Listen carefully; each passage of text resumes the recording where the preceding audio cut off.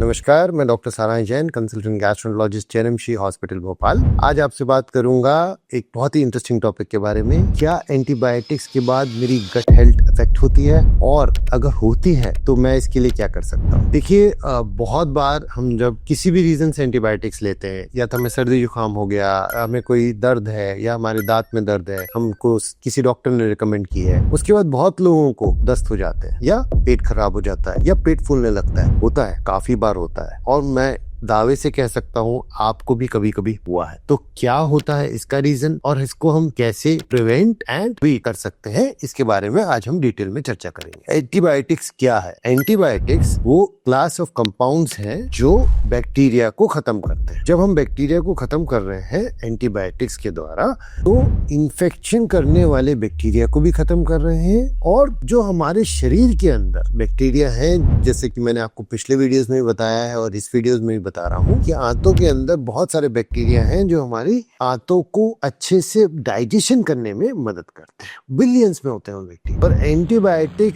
Is like a nuclear bomb. जहां पे आप डालते हो वहां पे जो भी जीव है वो उनके सबके अगेंस्ट एक्ट करता है। खराब वालों के अगेंस्ट भी एक्ट करता है, और जो हमारे अंदर है उनके अगेंस्ट भी एक्ट करता है। तो यूजुअली एंटीबायोटिक कोर्स के बाद ये बैक्टीरिया में भी कमी आ जाती है। कमी जनरलाइज्ड भी हो सकती है और स्पेसिफिक भी हो सकती है। स्पेसिफिक मतलब कुछ क्लासेस ऑफ बैक्टीरिया के अगेंस्ट एंटीबायोटिक ज्यादा काम करती है, तो वो ज्यादा कम हो जाते हैं। अगर वो अच्छे बैक्टीरिया हैं और वो ज्यादा कम हो गए हैं, तो हमारे मरीज को खाना पचाने में दिक्कत आ सकती है, और वो अपचन, गैस और दस्त के द्वारा प्रेजेंट कर सकती है। तो अब आप समझिए कि एंटीबायोटिक्स के बाद क्यों ऐसा होता है। अगर ऐसा होता है तो हम एंटीबायोटिक्स के साथ या उसके बाद कुछ ऐसी चीजें कर सकते हैं जो इसको प्रिवेंट या ट्रीट कर सके। जी बिल्कुल कर सकते हैं। पहला है प्रोबायोटिक्स लेना। प्रोबायोटिक्स का मतलब होता है अच्छे बैक्टीरिया कैप्सूल के फॉर्म में आते हैं, उनके स्पोर्स आते हैं जिनको हम साथ में ले सकते हैं या बाद में ले सकते हैं। दूसरा, प्रीबायोटिक लेना। प्रीबायोटिक का मतलब होता है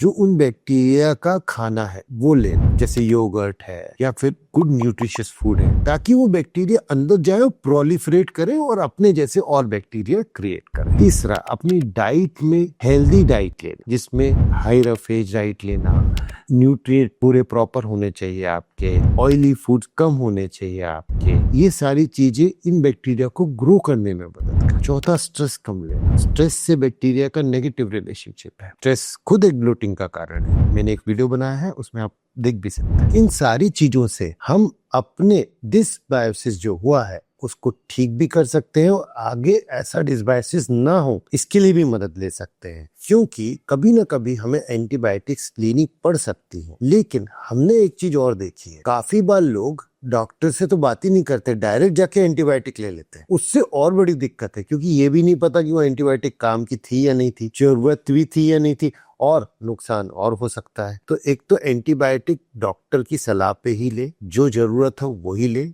जितने दिन का बोला जाए उतने दिन ले, और उनके साथ ये जनरलाइज चीजों का ध्यान रखें। दही का यूज अच्छी चीज होती है। दही में प्री और प्रो दोनों बायोटिक्स होते हैं, इसका यूज करें। अगर आप ऐसा करेंगे तो नियमित रूप से आपकी गट हेल्थ इंप्रूव करेगी, और गट हेल्थ इंप्रूव करेगी तो ओवरऑल हेल्थ इंप्रूव करेगी। क्योंकि ये बिल्कुल सही बोला गया है कि आपके दिल का रास्ता आपके पेट से ही है। आपका पेट स्वस्थ रहेगा, आपका मन प्रसन्न रहेगा, और आपका जीवन प्रसन्न रहेगा। और एक चीज और, जो हम डाइट में प्रोसेस्ड फूड लेते हैं उसको कम करें। Processed food does not help your gut. It is actually very difficult to digest, because processing के दौरान जो न्यूट्रिएंट्स चले जाते हैं वो न्यूट्रिएंट्स गट को डिफिकल्ट करते हैं इन फूड्स को डाइजेस्ट करने में। जैसे मैदा है, it is difficult to digest than whole wheat. रोटी अगर होल व्हीट की लें तो ज्यादा बेटर रहती है, मैदे की रोटी डिफिकल्ट टू डाइजेस्ट रहती है। तो इस चीज का जरूर ध्यान रखें। मैं आशा करता हूँ ये वीडियो आपको पसंद आया होगा, और ऐसे और वीडियोस के लिए जरूर हमें लाइक करें और सब्सक्राइब करें, ताकि समय पे आप पे ये वीडियोस पहुंच सके। नमस्कार।